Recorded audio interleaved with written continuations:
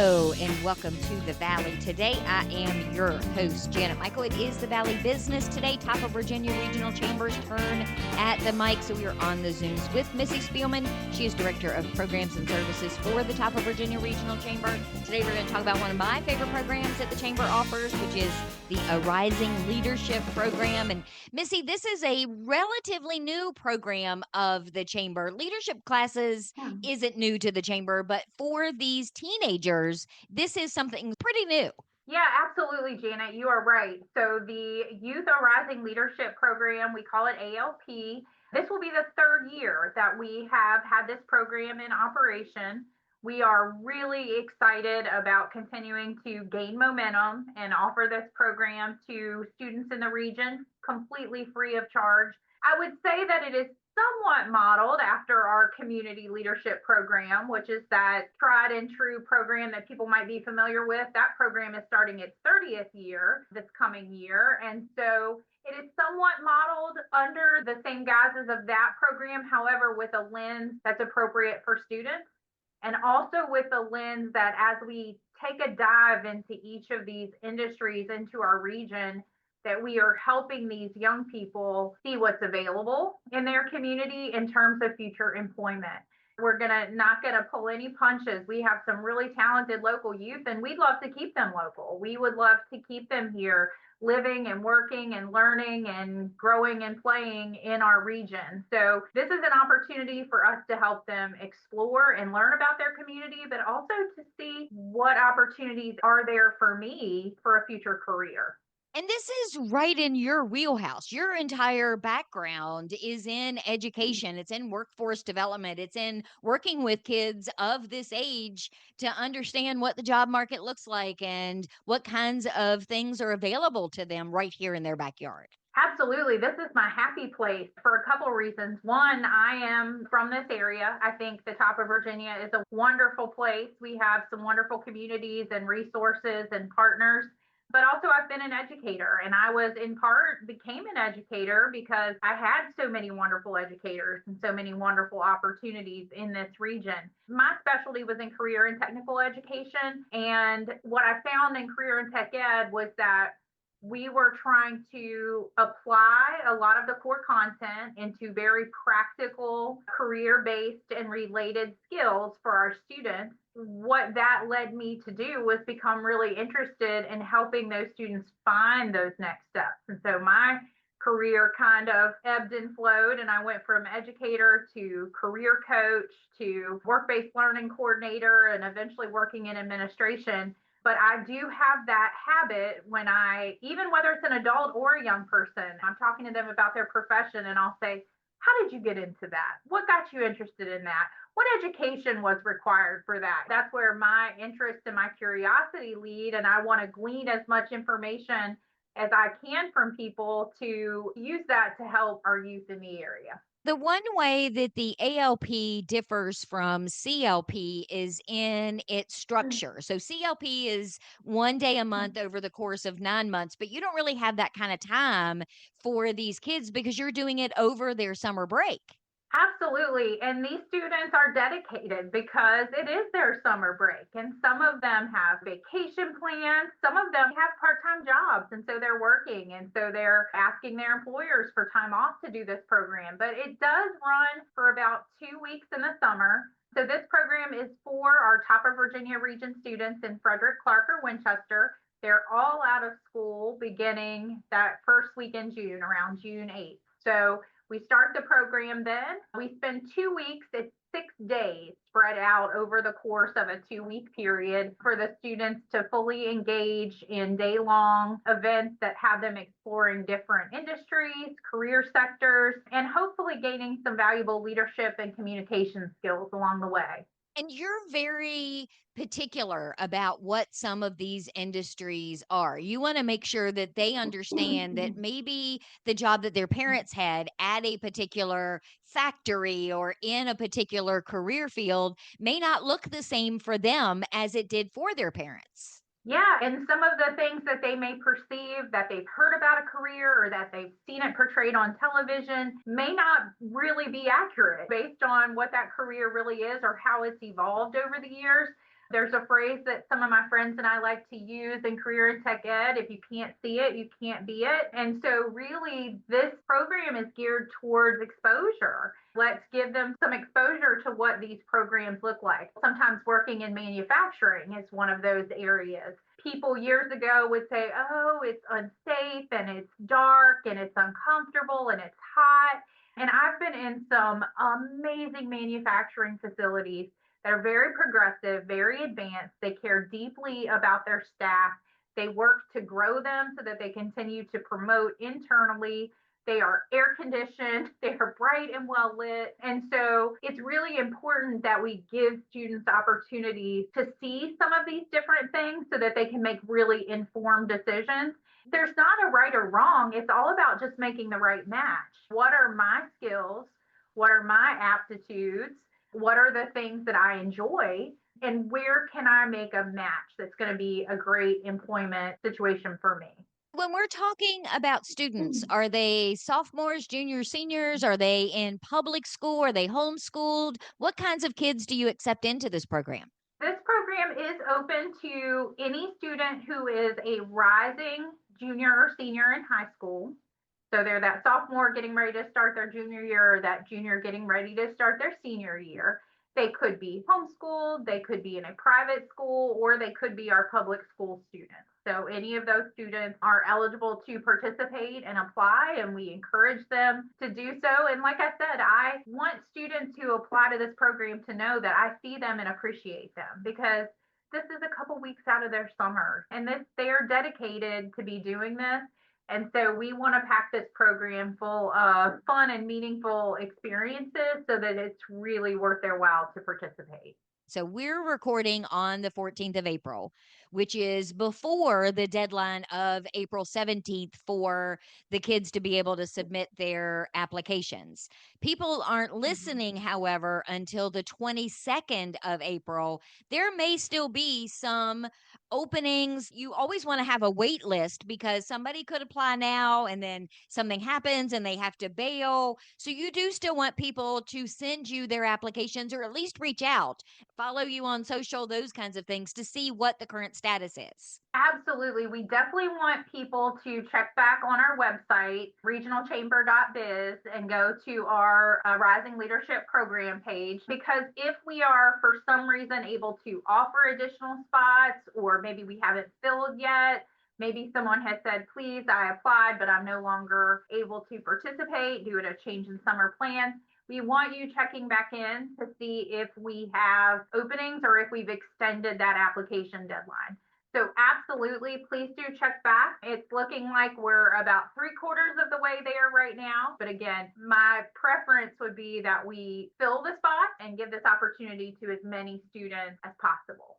You have a set number of students, at least a minimum number that you want to get to. But like you mentioned, sometimes it's not as complicated to add one more or maybe three more students on the back end if necessary. Yes, and I was that teacher too who was always guilty. Sometimes the counselor would say, I know your class is full, but we have one more student who really, really wants this class. And if a student wants to be there and we can certainly make that opportunity available, we will. 20 is the ideal group for us that's manageable. One of the other unique things I'll mention about the program is that we have a central drop off and pickup location every day. So their families or their supporters or whoever is helping them, or some of them may be driving, so they're getting themselves to the drop-off location, but all the other transportation throughout the day is provided by us. And so 20 is also that number that makes transportation a fit for us and getting them to and from location. And we do want to try to remove some barriers. And if a student is not driving, but they can get to us in the morning and get picked up in the afternoon, that's all they need. We'll provide the rest of the transportation during the day. And you've already done a really good job of removing the financial barrier. You mentioned earlier that there's no cost to the students. I don't think that was necessarily the case the first year this program was offered, but now the Chamber has been able to get sponsors. I know that there are some fundraising mechanisms in place through the Greater Good Awards. That money goes to the foundation to fund scholarships for programs like this. Yeah, we have a couple things. We have a couple sponsors who are really, and I don't want to announce all of them yet because we don't have our full list in, but we have some really wonderful and amazing sponsors who are just dedicated to leadership in general. And so they will support all of our, we like to say at the Chamber, we have the ABCs of leadership. We have the Arising Youth Leadership Program, that's our A. We have the B, the Business Leadership Program. And then we have C, our Community Leadership Program. So we have some sponsors that will support all of those, the ABCs. And then we have some specifically who say, hey, I would really like to sponsor that youth program. That speaks to me. I wish I had that opportunity when I was young. So we do have sponsorship opportunities starting at $500. That's our estimated kind of cost to sponsor a student. We do still have those opportunities available. So if anybody is out there listening and thinking, hey, this would be something great to get behind to make sure we can keep this program free to the students who participate and just for the continuity of the program in general to keep it going for future years, please reach out to me at the Chamber, Missy Spielman, and we can get you the information that you need about how you might be able to become a sponsor or a supporter of the program. And I will make sure that all of your contact info is in the show notes at the Valley Today podcast Oh, as well. fantastic. Let's take a break. When we come back, can you tell me a little bit about what some of the days are going to look like? I know that they're coming to the radio station. That's always a highlight of my year is getting, I can't believe I'm saying a highlight of my year is getting 20 teenagers in a room to talk about radio, but it is an amazing experience. So can we talk about that in the next segment? Absolutely. I can't wait. We are on the Zooms today with Missy Spielman. She is Director of Programs and Services for the Top of Virginia Regional Chamber. We're talking today about their Arising Leadership Program. We're going to do more of that when we come back in just a couple of minutes. This Tuesday, April Davis will change the world. She doesn't know that yet. All she knows is that she went to justserve.org and volunteered an hour of her time. Browsing through dozens of service opportunities in her community, April decided to spend her Tuesday evening serving dinner to mothers and their children at a transitional house. She doesn't know she'll be serving a particular mother and daughter who will be spending their first night in this home.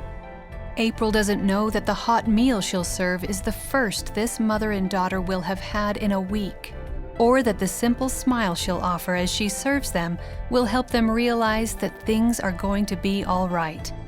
Which is why this Tuesday, April Davis will change the world.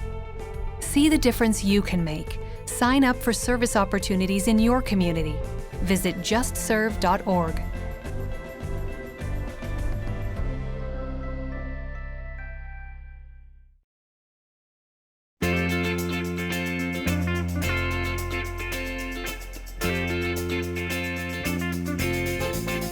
Welcome back to the Valley Today. I am your host, Janet Michael. It is the Valley Business Today, and we are on the Zooms with Missy Spielman from the Top of Virginia Regional Chamber. She is their Director of Programs and Services, talking about the Arising Leadership Program today. So this is such a great program, Missy. I remember when they had the first year 3 years ago, and I was thinking, y'all have lost your minds putting this many teenagers together in a room. And then I got to experience all of it. And it is one of the most eye-opening, coolest things. And it also gave me a little bit of a, okay, you know what? These are some really solid kids here. Our future's not looking so terrible if this is the generation that's going to take care of me in my senior year. Absolutely. I have had the gift of working in education for so many years, and some of those young people who, don't get me wrong, they probably made some questionable decisions and they were just absolute true teenagers. But I have seen them grow and progress to become citizens of our community. I'm not kidding. My mom was in the hospital and I had not one, not two, not three, but four former students come say hi who were nurses in the hospital. I see linemen, I see welders. My financial advisor is one of my former students. So I have gotten the joy of seeing these young people grow up into amazing adults. And we sometimes hear things about the youth of today, but there are some just fantastic parents raising fantastic children who are doing a really great job. And we can feel confident, you're right, that they're going to be taking over the leadership helm in our community and in some of these professional roles. They're a really great group and it's a joy to be around them. So tell me a little bit about where they're going to be going this class. Who are they going to get to visit? What kinds of things are they going to learn? We kick off with an orientation, and that gives the students an opportunity to get to know each other and to get that out of the way. We do that in an afternoon session just for a couple hours.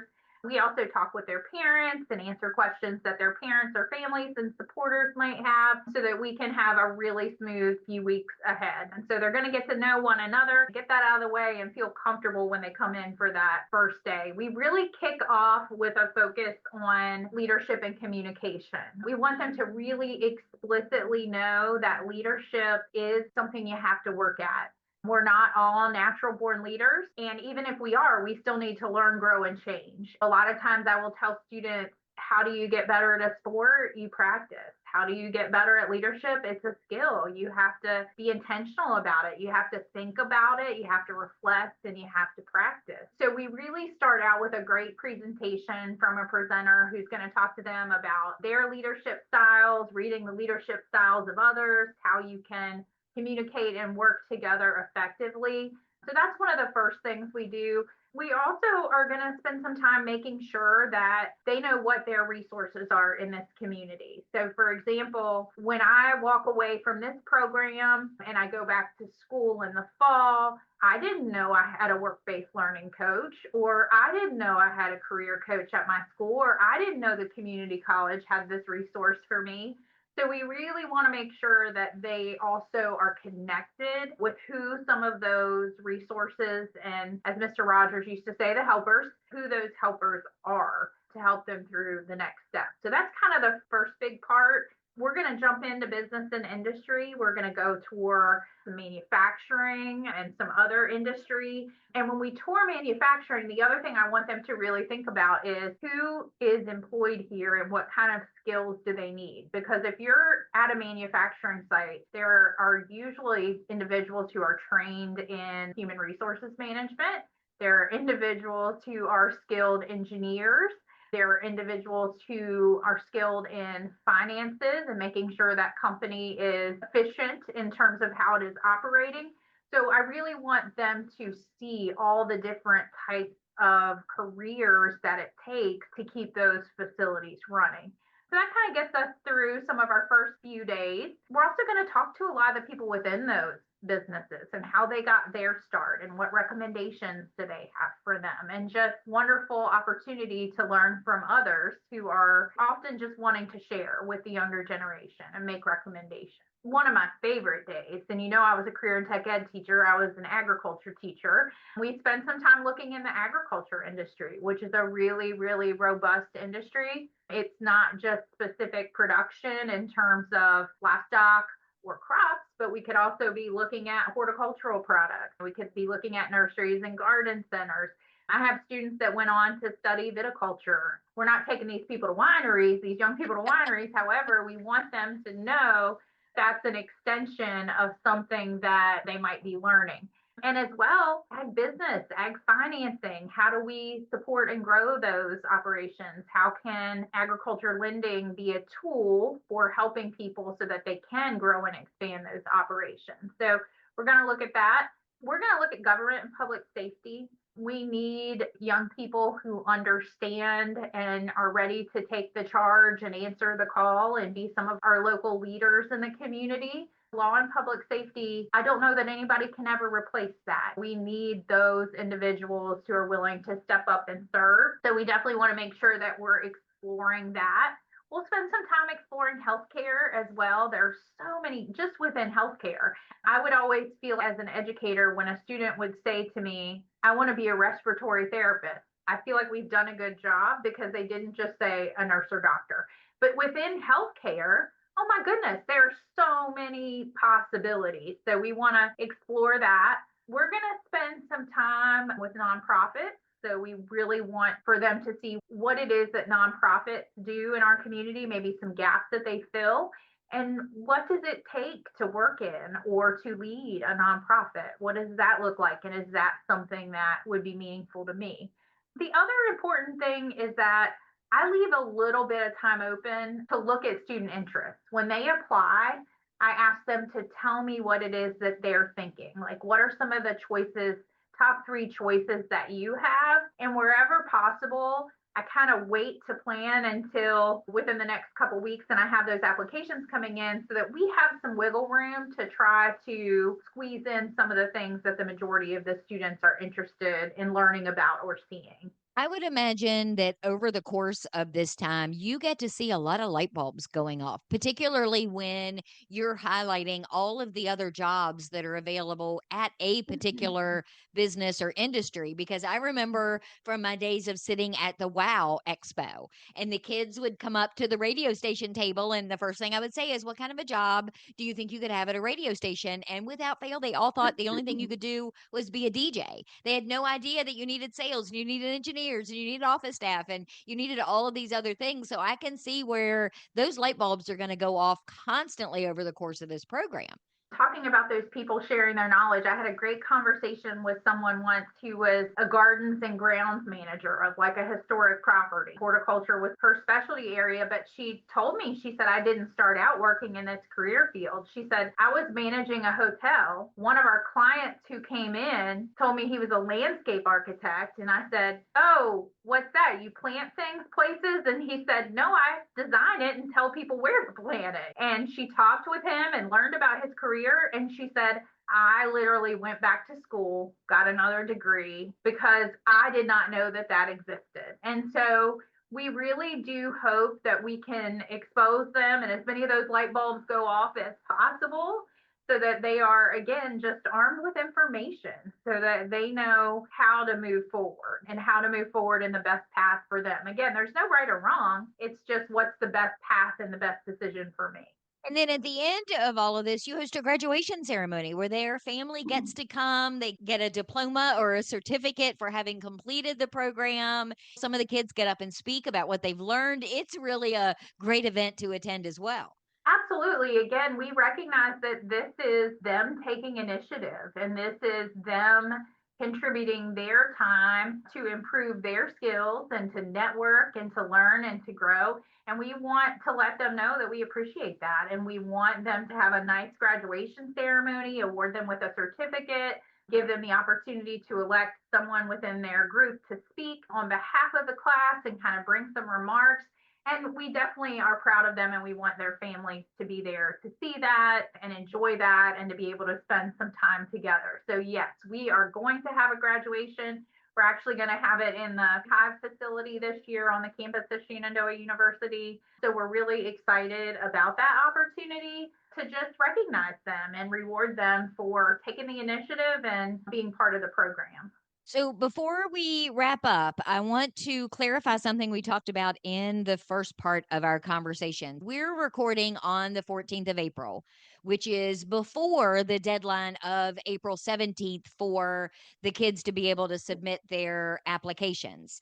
People aren't listening, however, until the 22nd of April. There may still be some openings. So you do still want people to send you their applications or at least reach out, follow you on social, those kinds of things to see what the current status is. Absolutely. We definitely want people to check back on our website, regionalchamber.biz, and go to our Rising Leadership Program page. And then individuals can always call our chamber number. It's 540-662-4118. And I specifically am at extension 14, and I'll repeat that. It's 540-662-4118, extension 14, or email is probably the easiest way to get in touch with me. And I'm at mspielman, mspielman, at regionalchamber.biz, which is BIZ. And I will put, again, all of that in the show notes page so people will be able to have access to it. But I'm excited, Missy, to meet the kids. And I always come to the graduation and actually record some of them telling me about their experience that will be the radio show people get to hear next month. That is really exciting. And hopefully Janet is going to, for all the listeners out there, Janet is going to see them on that first day. So they've done some of that leadership training in the morning. And then they are headed to see Janet to learn a little bit more about the media, to learn about what she does, to learn a little bit all those career opportunities. Like she said, it's not just being a DJ. So what does that look like? So they're going to spend the afternoon learning from her. But we are going to try to continue to have a very intentional focus on leadership and communication. So Janet, I hope from the time you meet them that first day until that last day at graduation, maybe you see some growth, maybe confidence, maybe if they were scared before, they've developed some more confidence in terms of public speaking and communication. So you can help be a guest judge to evaluate some growth over the few weeks. I am all in. Awesome. Thank you for taking the time today to give me some updates and some insight into what the program's going to look like this year. I appreciate it. Yeah, thank you, Janet, and thanks to everyone for listening and for supporting this awesome youth program. I will be back tomorrow with a brand new episode of The Valley Today, a few minutes after noon, so be here then.